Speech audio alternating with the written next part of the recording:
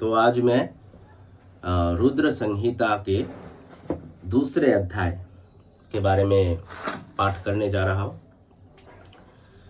और ये मैं इसलिए रिकॉर्ड कर रहा हूँ ताकि देखिए इतना बड़ा पुस्तक है, तो फिर से कभी इसका पाठ हो पाए या हो ना पाए इस जीवन काल में, तो इसको रिकॉर्ड कर रहा हूँ ताकि भविष्य में अगर मुझे किसी भी चैप्टर या अध्याय का फिर से अध्ययन करना पड़े तो मैं उसको बिना पढ़े ही इसको देख सकूँ, सुन सकूँ, या फिर श्रद्धालु जो है जो सुनना चाहते हैं उनके समक्ष इसका प्रेरण कर सकूँ।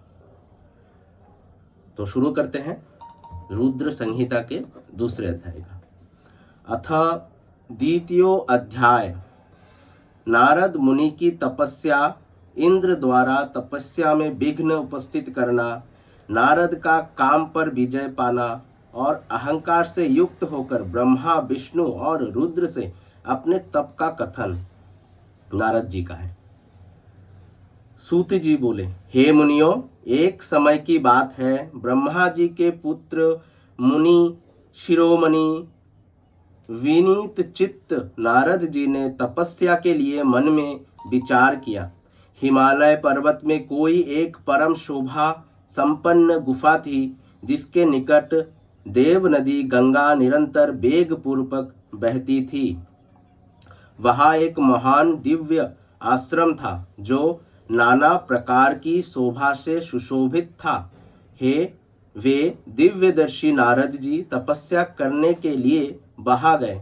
उस गुफा को देखकर मुनिवर नारद जी बड़े प्रसन्न हुए और सुदीर्घ काल तक वहाँ तपस्या करते रहे। उनका अंतकरण शुद्ध था। वे दृढ़ता पूर्वक आसन बांधकर मौन हो प्राणायाम पूर्वक समाधि में स्थित हो गए।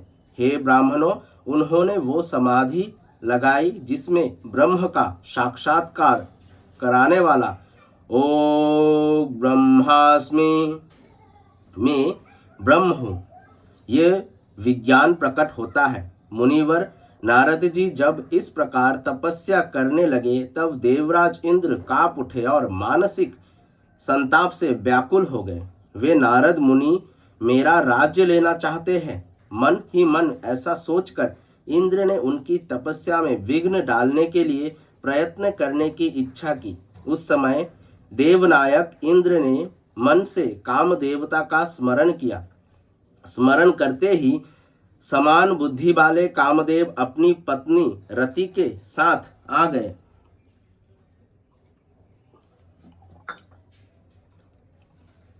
आए हुए कामदेव को देखकर कपट बुद्धि देवराज इंद्र शीघ्र ही सार्थ के लिए उनको संबोधित करते हुए कहने लगे।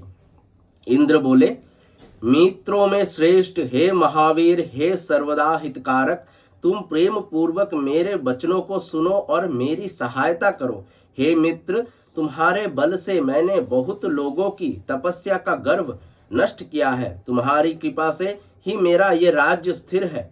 पूर्व रूप से संयमित होकर दृढ़ निश्चयी देवर्षि नारद मन से विश्वेश्वर भगवान शंकर की प्राप्ति का लक्ष्य बनाकर हिमालय की गुफा में तपस्या कर रहे हैं। मुझे ये शंका है कि तपस्या से प्रसन्न ब्रह्मा से वे मेरा राज्य ही ना मांग ले। आज ही तुम वहां चले जाओ और उनकी तपस्या में विघ्न डालो। इंद्र से ऐसी आज्ञा पाकर वे कामदेव बसंत को साथ लेकर बड़े गर्व से उस स्थान पर गए और अपना उपाय करने लगे। उन्होंने वहां शीघ्र ही अपनी सारी कलाएं रच डाली। बसंत ने भी मदमत्त होकर अनेक प्रकार से अपना प्रभाव प्रकट किया। हे मुनिवरों, कामदेव और बसंत के अथक प्रयत्न करने पर भी नारद मुनि के चित्त में विकार नहीं उत्पन्न हुआ। महादेव जी के अनुग्रह से उन दोनों का गर्व चूर्ण हो गया। हे शौनक आदि महर्षियों, ऐसा होने में जो कारण था उसे आदर पूर्वक सुनिए। महादेव जी की कृपा से ही नारद मुनि पर कामदेव का कोई प्रभाव नहीं पड़ा। पहले उसी आश्रम में कामसूत्र भगवान शिव ने उत्तम तपस्या की थी और वहीं पर उन्होंने मुनियों की तपस्या का नाश करने वाले कामदेव को शीघ्र ही भस्म कर डाला था। उस समय रति ने कामदेव को पुनः जीवित करने के लिए देवताओं से प्रार्थना की। तब देवताओं ने समस्त लोगों का कल्याण करने वाले भगवान शंकर से याचना की। इस पर वे बोले, हे देवताओं, कुछ समय व्यतीत होने के बाद कामदेव जीवित हो जाएंगे, परंतु यहाँ उनका कोई उपाय नहीं चल सकेगा। हे अमरगण, यहाँ खड़े होकर लोग चारों ओर जितनी दूर दूर तक की भूमिका नेत्रों से देख पाते हैं, वहां तक कामदेव के वाणों का प्रभाव नहीं चल सकेगा, इसमें संशय नहीं है। भगवान शंकर की इस उक्ति के अनुसार उस समय वहां नारद जी के प्रति कामदेव का अपना प्रभाव मिथ्या सिद्ध हुआ। वे शीघ्र ही स्वर्गलोक में इंद्र के पास लौट गए। वहां कामदेव ने अपना सारा वृत्तांत और मुनि का प्रभाव कह दिया। तत्पश्चात इंद्र की आज्ञा से वे वसंत के साथ अपने स्थान को लौट गए। उस समय देवराज इंद्र को बड़ा विस्मय हुआ। उन्होंने नारद जी की भूरी भूरी प्रशंसा की, परंतु शिव की माया से मोहित होने के कारण वे उस पूर्व वृत्तांत का स्मरण न कर सके। वास्तव में इस संसार में सभी प्राणियों के लिए शंभु की माया को जानना अत्यंत कठिन है। जिसने अपने आप को शिव को समर्पित कर दिया है, उस भक्त को छोड़कर शेष संपूर्ण जगत उनकी माया से मोहित हो जाता है। नारद जी भी भगवान शंकर की कृपा से वहां चिरकाल तक तपस्या में लगे रहे। अंत में अपनी तपस्या को पूर्ण हुआ जानकर वे मुनि उससे विरत हो गए। कामदेव पर अपनी विजय मानकर उन मुनीश्वरों को व्यर्थ ही गर्व हो गया। भगवान शिव की माया से मोहित होने के कारण उन्हें यथार्थ बात का ज्ञान नहीं था। हे मुनिश्रेष्ठों, भगवान शंभु की महामाया धन्य है, धन्य है। ब्रह्मा विष्णु आदि देव भी उसकी गति को नहीं देख पाते हैं।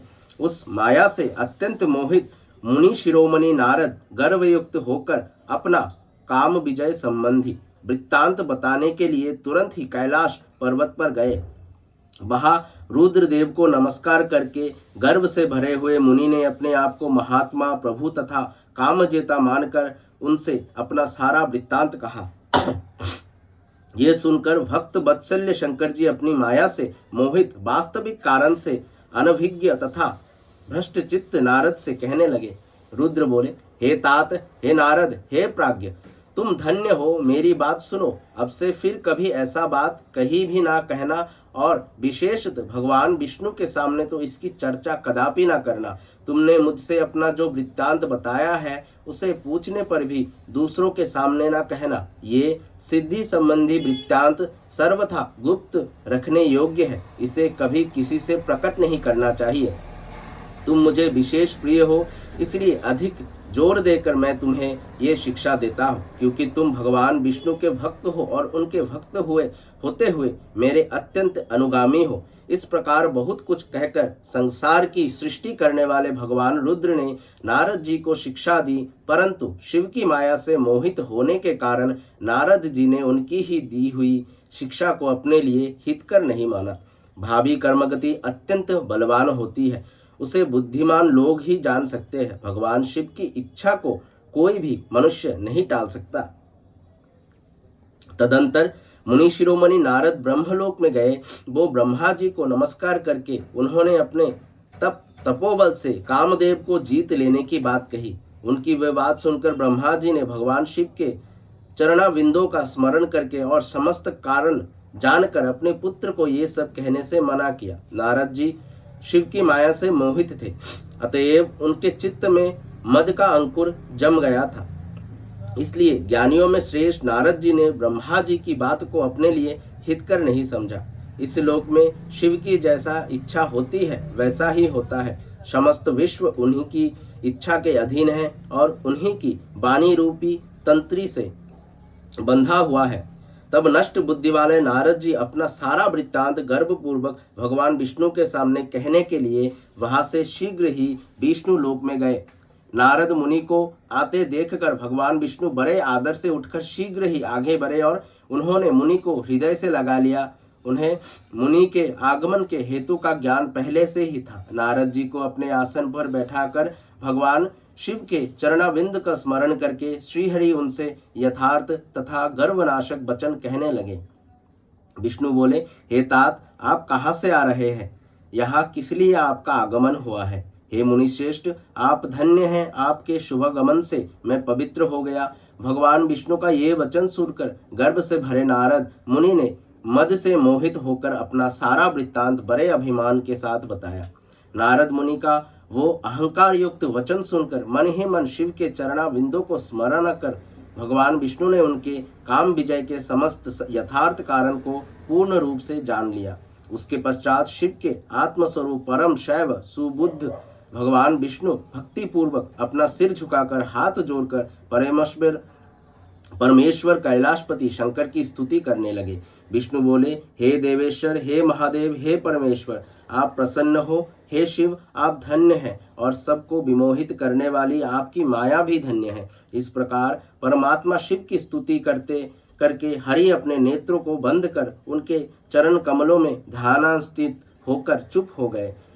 विश्वपालक हरि शिव के द्वारा जो होना था उसे हृदय से जानकर शिव के आज्ञानुसार मुनिश्रेष्ठ नारद जी से कहने लगे। विष्णु बोले, हे मुनिश्रेष्ठ, आप धन्य हैं, आप तपस्या के भंडार है और आपका हृदय भी बड़ा उदार है। हे मुने, जिसके भीतर भक्ति, ज्ञान और वैराग्य नहीं होते, उसी के मन में समस्त दुखों को देने वाले काम, मोह आदि विकार शीघ्र उत्पन्न होते हैं। आप तो नैष्ठिक ब्रह्मचारी हैं और सदा ज्ञान वैराग्य से युक्त रहते हैं, फिर आप में काम विकार कैसे आ सकता है? आप तो जन्म से निर्विकार तथा शुद्ध बुद्धि वाले हैं।